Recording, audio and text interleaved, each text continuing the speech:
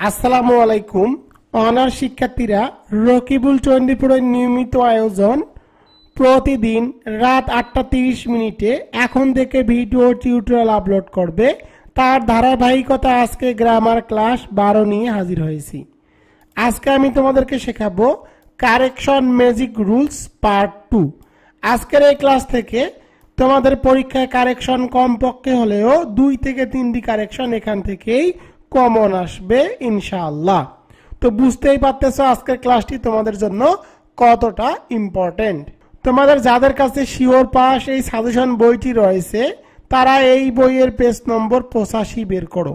Correction magic rules. তো দেখো আমি এখানে রুল নাম্বার 4 দিয়েছি। 4 নম্বর রুলটি দেখো, এখানে কিছু গুরুত্বপূর্ণ কারেকশনের গঠন প্রণালী দেওয়া আছে। তো দেখো, insist plus on positive verb plus ING, অর্থাৎ কোনো বাক্যের মধ্যে যদি ইনসিস্ট থাকে এরপরে অবশ্যই অন দিতে হবে, এরপরে পজিটিভ ফ্রম বসাতে হবে, এরপরে ভার্বের সাথে আইএনজি যুক্ত করতে হবে। পরেরটি দেখো, prepare plus ING to ING, অর্থাৎ প্রিপেয়ারের পরে যদি কোনো ভার্ব দেওয়া থাকে তাহলে সেই ভার্বের সাথে আইএনজি যুক্ত করতে হবে, মাঝখানে টু বসাতে হবে, এরপরে পরের ভার্বের সাথেও আইএনজি যুক্ত করতে হবে। এরপরেরটি দেখো, evil plus reflexive plus of, অর্থাৎ এভিল এই ওয়ার্ডের পরে অবশ্যই তোমাদেরকে রিফ্লেক্সিভ বসাতে হবে, এরপরে অফ বসাতে হবে। তো দেখো আমি এখানে এক্সাম্পল দিয়েছি ইনকারেক্ট এবং কারেক্ট। তো দেখো ইনকারেক্ট বাক্যটি আগে দেখো, he insisted me to go there. তো দেখো কোনো বাক্যের মধ্যে যদি ইনসিস্ট থাকে, তো ইনসিস্ট বা ইনসিস্টেড যাই থাকুক না কেন এরপরে অবশ্যই তোমাদেরকে অন বসাতে হবে। তো সূত্র অনুযায়ী আমি এখানে দেখো অন বসিয়েছি, এরপরে পজিটিভ বসাতে হবে। তো দেখো এখানে মি আছে, তো মি এর পজিটিভ ফর্ম হলো মাই। তো দেখো মি এর পজিটিভ ফর্ম মাই বসিয়ে দিলাম, এরপরে অবশ্যই ভার্বের সাথে আইএনজি যুক্ত করতে হবে। তো দেখো এখানে ভার্ব কি, এখানে ভার্ব হলো গো, তো গো এর সাথে আইএনজি যুক্ত করে দিয়েছি, হয়ে গেল গোয়িং। এরপরে পরের অংশটুকু দেয়ার। এই বাক্যটি খুব ইম্পর্টেন্ট, এই বাক্যটি প্রায়ই পরীক্ষায় চলে আসে। Insisted plus on positive verb plus ING, এখানে অ্যান্সার হবে he insisted on my going there. পরেরটি দেখো, I prefer to read than write. তো দেখো প্রিফেয়ারের পরে অবশ্যই কি করতে হবে, আইএনজি টু আইএনজি করতে হবে। তো দেখো এখানে আছে রিড, তো রিডের সাথে আইএনজি যুক্ত করে দিয়েছি, হয়ে গেল রিডিং। এরপরে মাঝখানে অবশ্যই কি দিতে হবে, টু দিতে হবে, এবং বাক্যের মধ্যে ড্যান থাকলে ড্যানকে তুলে দিতে হবে। এরপরে দেখো আছে রাইট, তো রাইটের সাথে আইএনজি যুক্ত করে দেওয়া হয়েছে, হয়ে গেল writing. I prefer reading to writing. Prefer এই ওয়ার্ডটি যেখানেই থাকুক না কেন এরপরে ভার্ব দেওয়া থাকলে সেই ভার্বের সাথে আইএনজি যুক্ত করতে হবে, মাঝখানে টু বসাতে হবে এবং পরের ভার্বের সাথেও আইএনজি যুক্ত করতে হবে। পরেরটি দেখো, he will evil the opportunity. তো দেখো কোনো বাক্যের মধ্যে যদি এভিল থাকে, এভিলের পরে অবশ্যই তোমাদেরকে রিফ্লেক্সিভ বসাতে হবে। তো দেখো হি উইল, এভিল ঠিক আছে, এরপরে অবশ্যই কি বসাতে হবে, রিফ্লেক্সিভ। তো দেখো এখানে কিন্তু আছে কি হি, তো হি এর রিফ্লেক্সিভ কি, হি এর রিফ্লেক্সিভ হলো হিমসেলফ। তো হি এর রিফ্লেক্সিভ হিমসেলফ বসিয়ে দিয়েছি, এরপরে অফ বসাতে হবে। তো দেখো আমি এখানে অফ বসিয়ে দিয়েছি, এরপরে বাকি অংশ দ্য অপরচুনিটি, দ্য অপরচুনিটিটুকু ঠিক আছে। তো এখানে অ্যান্সার হবে he will evil himself of the opportunity. তো এই বাক্যটি খুবই ইম্পর্টেন্ট। এখানে যে 3টি স্ট্রাকচার আছে, 3টি স্ট্রাকচার থেকে ইনশাল্লাহ তোমরা এই বছর একটি কারেকশন কমন পাবা। এবার চলে যাব রুল 5-এ। 5 নম্বর রুলটি দেখো, অর্থের কারণে সঠিক শব্দ বসাতে হবে। তো দেখো আমি এখানে ইনকারেক্ট দিয়েছি এবং এখানে কারেক্ট দিয়েছি। তো দেখো কাট দ্য লাইন, তো এখানে অ্যান্সার হবে পেন থ্রো দ্য লাইন, অর্থাৎ লাইন কেটে দেওয়া।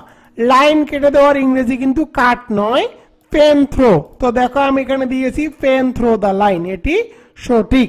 এরপরে দেখো হি গেভ 2 গোলস, তো এখানে অ্যান্সার হবে হি স্কোরড 2 গোলস, অর্থাৎ গোল হাতে হাতে দেওয়া যায় না, এই কারণে এখানে গেভ এই ওয়ার্ডটি বসানো যাবে না, গেভকে পরিবর্তন করে তোমাদেরকে লিখতে হবে স্কোরড। পরেরটি দেখো, হি স এ ব্যাড ড্রিম, তো দেখো স্বপ্ন দেখা, স্বপ্ন দেখার ইংরেজি হলো ড্রিমড, স নয়, স্বপ্ন দেখার ইংরেজিটি হলো ড্রিমড। তো দেখো এখানে আমি সকে চেঞ্জ করে লিখে দিয়েছি ড্রিমড। এখানে অ্যান্সার হবে হি ড্রিমড এ ব্যাড ড্রিম। স্বপ্ন দেখার ইংরেজি স নয়, স্বপ্ন দেখার ইংরেজি হলো ড্রিমড। এরপরে দেখো the doctor saw my pulse. তো দেখো ডক্টর কিন্তু রোগীর যে পালস সেটি দেখে না, সেটি অনুভব করে। তো দেখো এখানে আছে স, স মানে হলো দেখা, আর রোগীর যে পালস থাকে সেটি কিন্তু দেখা যায় না, অনুভব করতে হয়, আর অনুভব করার ইংরেজি হলো ফিল। আর যেহেতু এখানে পাস্ট ফর্মে আছে সুতরাং ফিলের পাস্ট ফর্ম এখানে করতে হবে ফেল্ট। তো এখানে অ্যান্সার হবে the doctor felt my pulse. অর্থাৎ এখানে অর্থের কারণে বাক্যগুলোকে সঠিক করে লিখতে হবে। এগুলো খুব ইম্পর্টেন্ট, তোমরা এগুলো একদম মুখস্থ করে নাও। এবার চলে যাব রুল 6। 6 নম্বর রুলটি দেখো, বাক্যের মধ্যে একটি ওয়ার্ড দেওয়া থাকলে অপর ওয়ার্ডটি দিতে হবে। অর্থাৎ তোমরা কোনো বাক্যের মধ্যে উইটনেস দেখলে বসাবা এভিডেন্স, আর এভিডেন্স থাকলে তোমাদেরকে লিখতে হবে উইটনেস। পরে দেখো কোয়াইট, কোয়াইট থাকলে তোমাদেরকে দিতে হবে from memory, are from memory থাকলে বসাতে হবে কোয়াইট। এরপরে দেখো লার্ন, লার্ন থাকলে তোমাদেরকে বসাতে হবে বাই হার্ট, বাই হার্ট থেকে বসাতে হবে লার্ন। এরপরে দেখো ডিভোটেড টু, ডিভোটেড টু থেকে থাকলে বসাতে হবে এডিক্টেড টু, আর এডিক্টেড টু থাকলে তোমাদেরকে বসাতে হবে ডিভোটেড টু।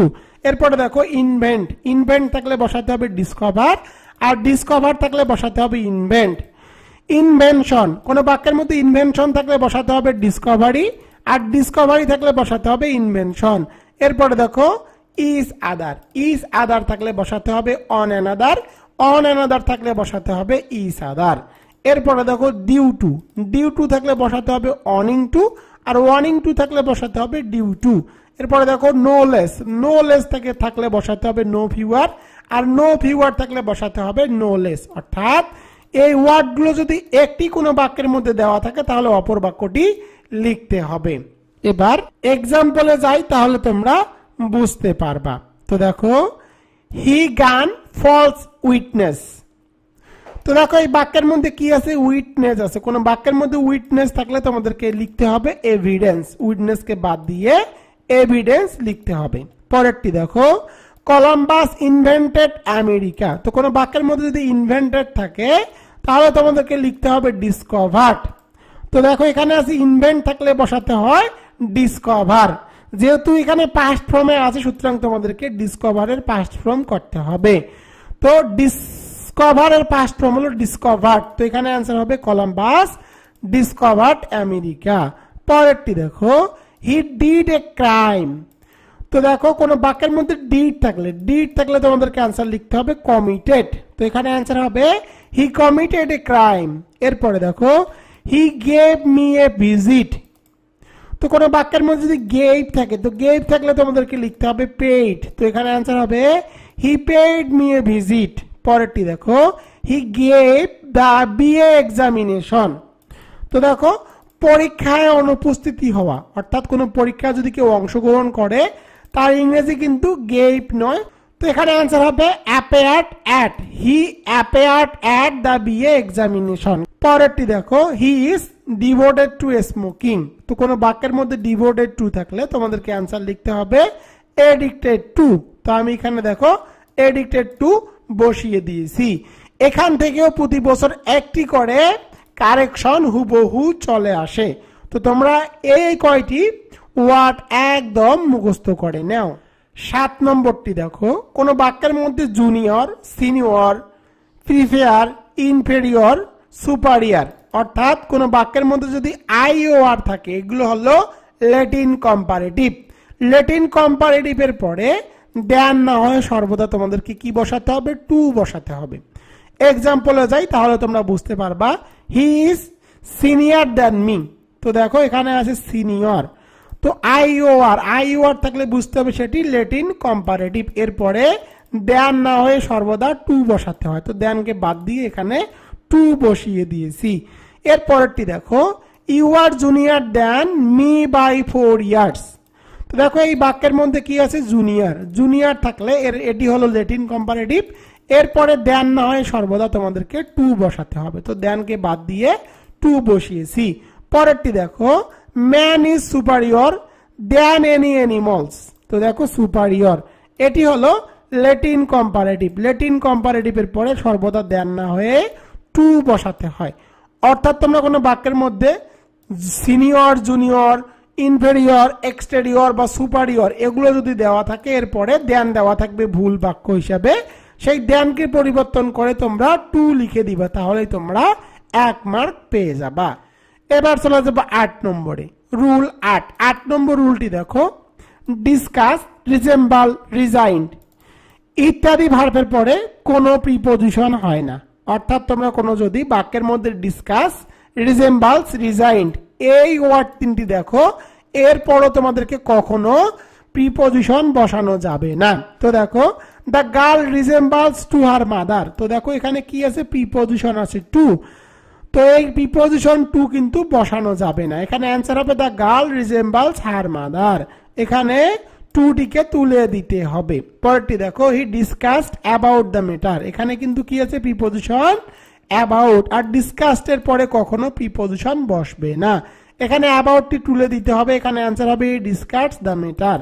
পরেরটি দেখো, হি রিজাইন ফ্রম দ্য জব। তো কোনো বাক্যের মধ্যে রিজাইন থাকলে এরপরে কখনো প্রিপোজিশন বসানো যাবে না। তো দেখো এখানে ফ্রমটি বাদ দিতে হবে। এখানে অ্যান্সার হবে হি রিজাইন দ্য জব। এবার চলে যাব 9 নম্বরে। 9 নম্বরটি দেখো, লেট এর পরে সবসময় অবজেক্টিভ ফর্ম বসাতে হয়। অর্থাৎ কোনো বাক্যের মধ্যে যদি লেট থাকে, তাহলে লেট এর পরে কখনো সাবজেক্ট ফর্ম বসানো যাবে না, সব সময় অবজেক্টিভ ফর্ম বসাতে হবে। তো দেখো, লেট ইউ। তো ইউ এর অবজেক্টিভ ফর্ম কিন্তু ইউ, ঠিক আছে। And I. তো দেখো আই এখানে বসানো যাবে না, কারণ লেটের পরে সর্বদা অবজেক্টিভ ফর্ম বসাতে হয়। তো আই এর অবজেক্ট ফর্ম কি, আই এর অবজেক্টিভ ফর্ম হলো মি। সুতরাং এখানে তোমাদেরকে মি বসাতে হবে। এখানে অ্যান্সার হবে let you and me go there. পরেরটি দেখো, let you and I go out for a walk. তো দেখো এই বাক্যের মধ্যে লেট আছে, লেটের পরে কি আছে, ইউ। ইউ কিন্তু অবজেক্টিভ ফর্ম, এরপরে দেখো আছে আই। আই হলো সাবজেক্টিভ ফর্ম, আর লেটের পরে কখনো সাবজেক্টিভ ফর্ম হয় না, সর্বদা অবজেক্ট ফর্ম বসাতে হয়। তো আই এর অবজেক্টিভ ফর্ম হলো মি। সুতরাং এখানে তোমাদেরকে মি বসাতে হবে। অ্যান্সার হবে let you and me go out for a walk. এবার চলে যাব 10 নম্বরে। তো 10 নম্বরটি দেখো, as though, as if, wish এরপরে বি ভার্ব থাকলে সর্বদা ওয়ার বসাতে হবে। তো কোনো বাক্যের মধ্যে যদি as though, as if, wish দেখো, as though, as if, wish থাকলে এরপরে বি ভার্ব দেওয়া থাকলে বি ভার্বের সর্বদা ওয়ার রূপটি বসাতে হয়। তো দেখো, he talks as if he is a learned man. তো কোনো বাক্যের মধ্যে অ্যাজ ইফ দেওয়া থাকলে এরপরে যদি বি ভার্ব থাকে, তো বি মানে কি, অ্যাম, ইজ, আর। তো দেখো এখানে আছে ইজ, ইজ থাকলে ইজ কে পরিবর্তন করে সর্বদা তোমাদেরকে লিখতে হবে ওয়ার। তো দেখো আমি তোমাদের কারেকশন ম্যাজিক রুলস ক্লাসে মোট 10টি রুলস শেখালাম। এই 10টি রুলস তোমরা প্র্যাকটিস সহকারে হুবহু মুখস্থ করো। এখান থেকে তোমরা কমপক্ষে হলেও 3 থেকে 4টি কারেকশন হুবহু কমন পেয়ে যাবা ইনশাআল্লাহ। অনার্স শিক্ষার্থীরা, তোমরা যারা honours second year compulsory English নিয়ে অনেক টেনশনে আছো, তাদের জন্য রকিবুল 24 বের করেছে sure pass honours second year English shortcut suggestion and solution non credit hard note 2024 examination 2023। Rakibul 24 পাবলিকেশনের শিওর পাস এই সাজেশন বইটির মধ্যে তোমরা কি কি পাবা। প্রথমে আলোচনা করব রাইটিং পার্ট নিয়ে। তোমাদের রাইটিং পার্টে মার্ক থাকবে 35 মার্ক। তোমরা এই সাজেশন বইটির মধ্যে পাবা 2টি পোস্টার দিয়ে সকল পোস্টার লেখার কৌশল, top 5 poster writing suggestion and answer, top 9 extra poster writing suggestion and answer, একটি নোটিশ দিয়ে সকল নোটিশ লেখার কৌশল, top 5 notice writing suggestion and answer, top 1 extra notice writing suggestion and answer, 2টি প্যারাগ্রাফ দিয়ে সকল প্যারাগ্রাফ লেখার কৌশল, top 5 paragraph writing, top 3 extra paragraph writing, এগুলো বাংলা অনুবাদ সহকারে অ্যান্সার দিয়ে দেওয়া আছে। 3টি অ্যাপ্লিকেশন দিয়ে সকল অ্যাপ্লিকেশন লেখার কৌশল, top 7 application writing suggestion and answer, একটি লেটার দিয়ে সকল লেটার লেখার কৌশল, top 5 letter writing suggestion and answer. একটি সিভি দিয়ে সকল সিভি লেখার কৌশল, top 3 CV writing suggestion and answer. একটি এসে দিয়ে সকল এসে লেখার কৌশল এবং top 9 essay writing suggestion and answer. এই রাইটিং পার্টের বাংলা অনুবাদ সহ সহজ ভাষায় উত্তর দেওয়া হয়েছে, যেগুলো থেকে তোমরা 100% কমন পাবা। এবার চলে যাব গ্রামার পার্টে। তোমাদের গ্রামার পার্টে মার্ক থাকবে 45 মার্ক। গ্রামার পার্টের আইটেম গুলো হলো 1 নম্বরে রাইট ফর্ম অর ভার্ব, 2 নম্বর WS কোশ্চেন, 3 নম্বর কারেকশন, 4 নম্বর আর্টিকেলস, 5 নম্বর চেঞ্জিং ওয়ার্ড, 6 নম্বর রিয়ারেন্স, 7 নম্বর পাংচুয়েশন, 8 নম্বর সিনোনিমস এন্ড অ্যান্টিনিমস, 9 নম্বর ট্রান্সলেশন বাংলা টু ইংলিশ। তোমাদেরকে যে সাজেশন বইটি দেখালাম, এই বইয়ের মধ্যে যে আইটেমগুলো তোমাদেরকে দেখালাম, সেই আইটেমগুলো প্রথমে বেসিক রুলস আছে এবং কোন কোন আইটেমের ম্যাজিক রুলস আছে। এরপরে তোমরা পাবা টপ 100 সাজেশন এন্ড টেকনিক, যেগুলো রুল সহকারে সহজ ভাষায় দিয়ে দেওয়া আছে, একবার পড়লেই মুখস্থ হয়ে যাবে। এগুলো থেকে তোমরা 100% কমন পাবা। এরপরে তোমরা পাবা শর্টকাট সাজেশন, কোন কোন আইটেমে 35টি আবার কোন কোন আইটেমে 40টি করে শর্টকাট করে দেওয়া আছে। এছাড়া যে আইটেমগুলো তোমরা দেখতেছো, এই আইটেমগুলোর অল বোর্ড কোশ্চেন সলিউশন করে দেওয়া আছে এবং সর্বশেষে এক্সাম টেস্ট দেওয়া আছে, অর্থাৎ আইটেমগুলোর শেষে শেষে এক্সাম টেস্ট দেওয়া আছে। যে সাজেশনটি তোমরা ক্রয় করলে তোমাদের গৃহ শিক্ষকের বিকল্প হিসাবে সহায়তা করবে, অর্থাৎ তোমাদেরকে গ্রামার, রিটেন এবং প্যাসেজ রাইটিং এর জন্য অন্য কোনো বই বা সাজেশন ক্রয় করতে হবে না এবং কারো কাছে গিয়ে প্রাইভেটও পড়তে হবে না। এবার চলে যাবো প্যাসেজ রাইটিং এ। তোমাদের প্যাসেজ রাইটিং এ মার্ক থাকে 20 মার্ক। তো তোমাদের সাজেশন বইটি দেখালাম, এই সাজেশন বইটির মধ্যে প্যাসেজ রাইটিং লেখার টেকনিক আছে, যে টেকনিকটুকু ফলো করলে তোমরা 20 মার্কের মধ্যে কমপক্ষে হলেও 15 থেকে 18 মার্ক তুলতে পারবা। Top 100 passage writing suggestion and answer, top 5 passage writing suggestion and answer তোমরা কিন্তু এই বইটির মধ্যে পেয়ে যাবা। সাজেশন বইটির মধ্যে তোমরা পরীক্ষায় কিভাবে উত্তর লিখবা তা দেওয়া আছে। অনার্স বোর্ড কোশ্চেন 2023, এক্সামিনেশন 2022, এটিরও সমাধান সহকারে দিয়ে দেওয়া আছে। এবার আলোচনা করব তোমরা কিভাবে শিওর পাস এই সাজেশন বইটি অর্ডার করবা। Sure pass honours second year English suggestion 2024, examination 2023, শিক্ষাবর্ষ 2021-2022 প্লাস ইমপ্রুভমেন্ট। তোমরা কিভাবে এই শর্টকাট সাজেশন এন্ড অ্যান্সার বইটি অর্ডার করবা। সাজেশন নেওয়ার নিয়ম। সাজেশন নেওয়ার নিয়ম হলো, প্রথমে আমার হোয়াটসঅ্যাপ এবং ইমোতে SMS করবা। আমার ইমো এবং হোয়াটসঅ্যাপ নম্বর 01744559475। এই নম্বরে SMS করে লিখবা অনার্স ইংলিশ 2024।